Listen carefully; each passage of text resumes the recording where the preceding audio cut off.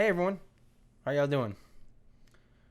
Today we are going to talk about how I got into real estate. Simple as that.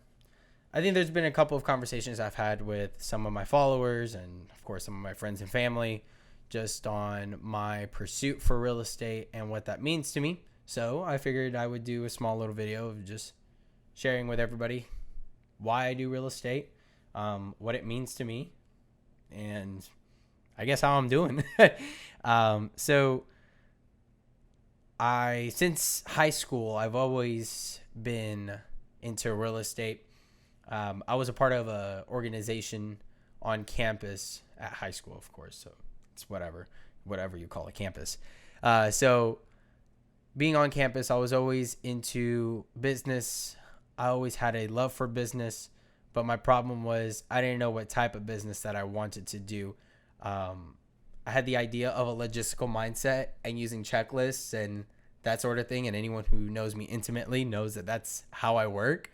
But I actually love freedom and ability to do as I want. Like, for example, like this, like, I don't think in many fields I can do exactly what I do here, where I'm able to create my own content and share it with you guys. So I guess that's what kind of drew me to real estate. Obviously, the glam and the potential is super high, and I think anybody would want to do real estate knowing how much they can achieve through real estate. But that wasn't what led me to that. It was more of the ability to conjure my own business and conjure my own personality and my own brand. And social media was on the rise at the time. I guess you could say prime, whatever you want to call it. I would argue that nowadays more people use Instagram than ever. Back in 2017, people were using Instagram, but not as much as now. So long story short, it's always been a thing, and I had a love for it. I wasn't working at a firm in 2017. That was my senior year of high school. I actually was working with a hotel. I was working at a hotel.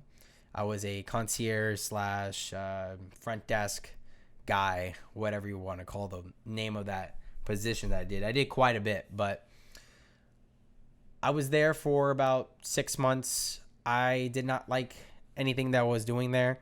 It felt very life consuming. It was a very toxic environment as well.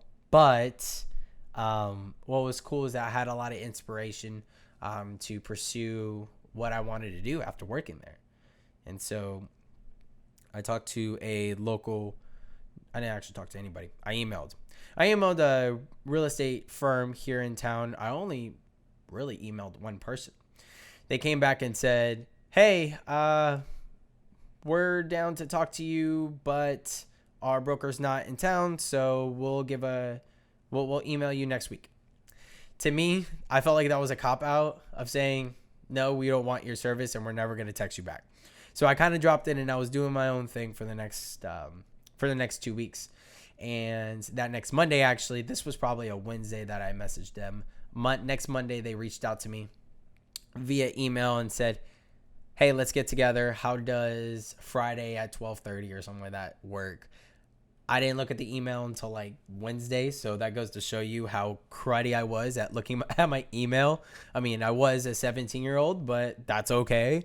And so I'm like rushing to send this email, and I'm like, hey, I'm so sorry. My internet sucked or whatever, which was a total lie. And I was like, I'm good for 12:30. Before I could finish sending the email, I get a message from not a message, actually, a phone call. I get a phone call. I answer. I go, hello. And it's the broker. She's like, hey, this is Missy with M. Stagers Realty Partners. I emailed you on Monday.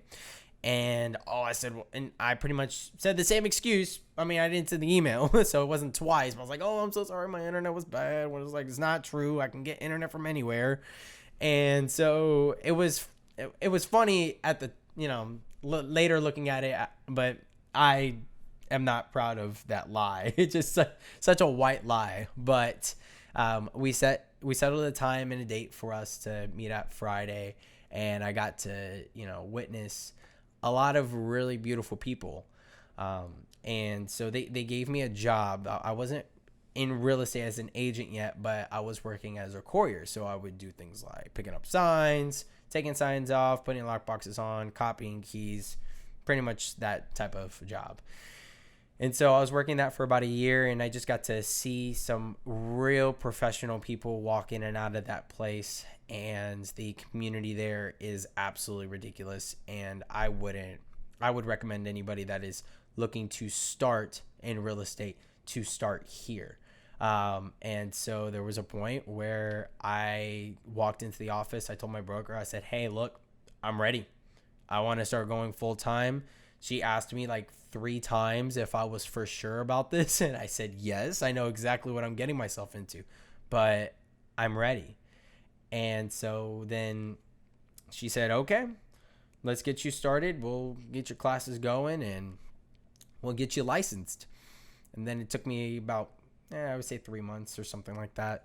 Somewhere around that time frame. I began in 2018, my classes around August, and I finished up completely in the middle of November.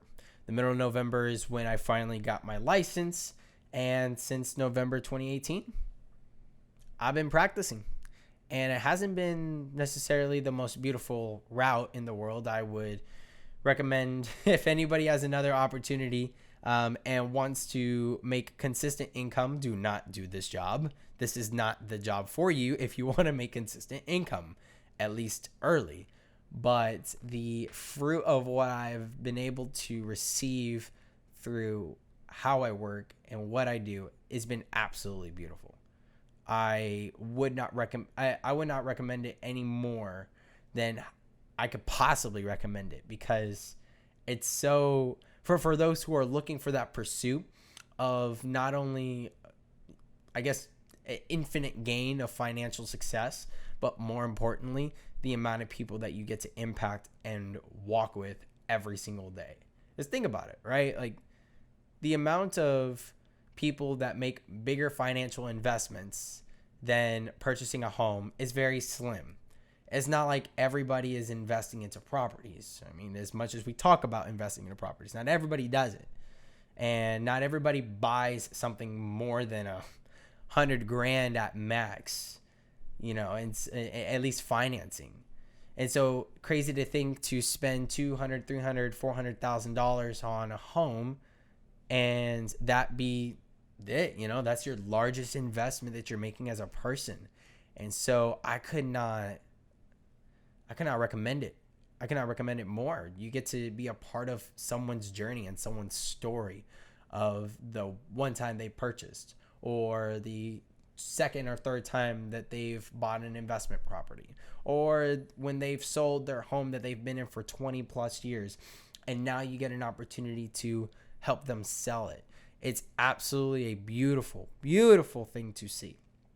And I couldn't recommend it more. And it's everything that I ever wished for in real estate. Everything that I wished for in real estate. Like, this is exactly what I expected. I didn't expect easy, and it hasn't been easy. There's definitely been moments where I've literally zeroed out on a bank account because I made difficult decisions and I was not wise. And so it's beautiful to see how, honestly, just real talk, just like how God works. Like, I cannot express it enough, just the amount of beauty that there is in being able to help people. And that's the awesome part. I make a ton of cold calls and I call random people, and I, from the outside, I look like this slimy guy, like, hey, my name is Eric Ramos. I'd love to help you find your next property. It's like, it's what I got to do because people got to know what I'm calling for. But, in reality, these are souls, right? So nothing ever becomes a transaction for me, but everything is always a relationship. You're like relational transactions. That's what those are. You are investing into a relationship you can have with somebody, and then curating that to be something so beautiful. So I can't express enough how grateful I am for what I get to do. So yeah, that's a snippet of my story in less than 10 minutes. Thank y'all for watching, and I will see y'all next time.